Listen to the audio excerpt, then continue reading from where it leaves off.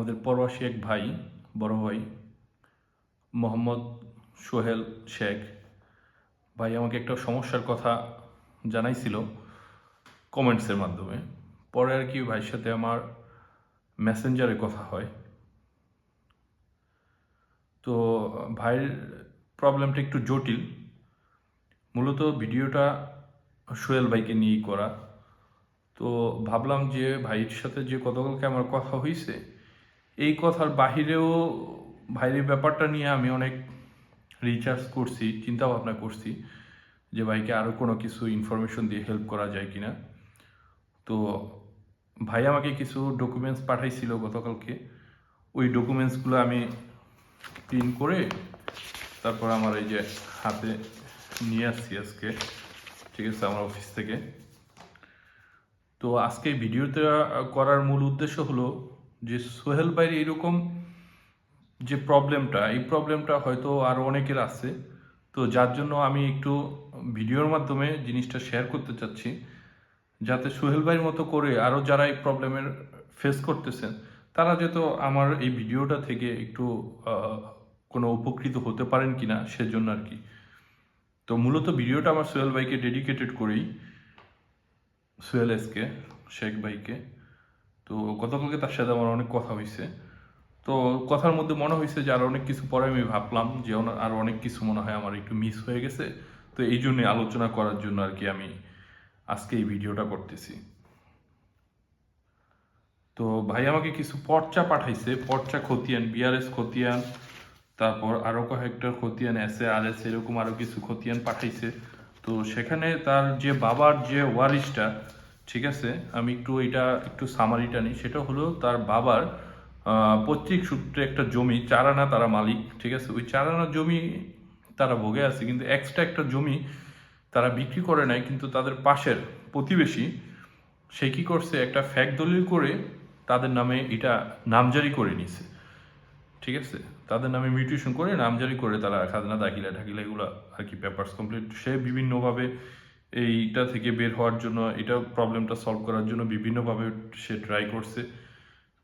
সে যে দেশে আছে ওই দেশের অ্যাম্বাসির মাধ্যমেও এটা নিয়ে অনেক যোগাযোগ করছে, অনেক কিছু করছে।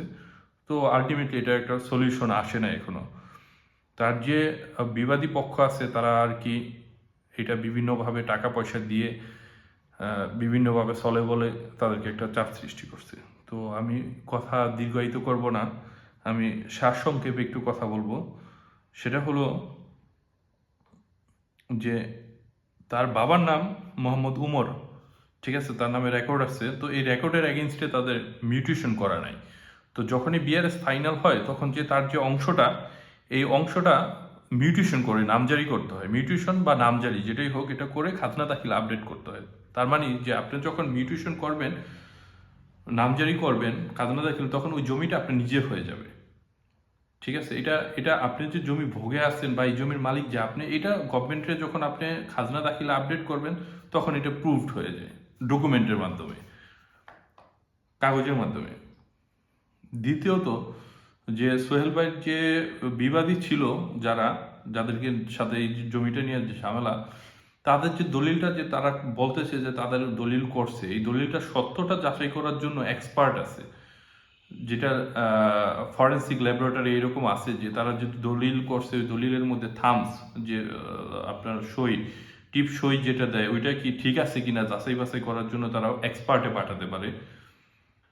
তৃতীয়ত, এই সমস্যা সমাধানের জন্য তারা ওই জমির উপরে ইনজেকশন জারি করতে পারে, যে তারা যে বিবাদীরা যারা আছে এখন জোর জবরদস্তি করে ভোগ দখল আছে, তাদের বিরুদ্ধে সাবধারা করে ওই জমির উপরে ইনজেকশন জারি করতে পারে, যাতে করে ওই জমির উপরে তারা কোনো স্থাপনা এরকম বাড়ি ঠাড়ি কিছু না করতে পারে, গাছ লাগাতে না পারে, যে অবস্থায় আছে ওই অবস্থায় থাকবে।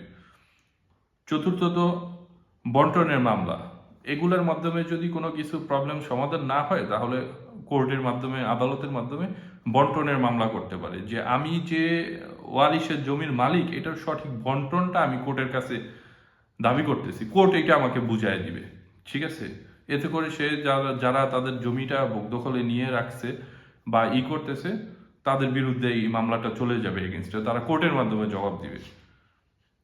তৃতীয়ত দলীয় নেতাকর্মীদের সাথে সখ্যতা তৈরি। তাদের স্থানীয় যে দলীয় যে নেতাকর্মী আছে যারা প্রভাবশালী, উপজেলা সভাপতি, সেক্রেটারি যারা আছে দলীয়, তাদের সাথে একটা ভালো একটা সখ্যতা তৈরি করতে হবে। তাদের মাধ্যমেও এই সমস্যাটা সমাধান করা যেতে পারে। এইটা হলো আপনার মুসাপুর, মৌজা হলো মুসাপুর, খতিয়ান নাম্বার 5582, উপজেলা সন্দ্বীপ, জেএল নাম্বার 40, বিআরএস পর্চা। এখানে আরো কিছু পর্চা দিচ্ছে, এমদাদুল হক, মুস্তাফিজুর রুকন, পিং আব্দুল বারি,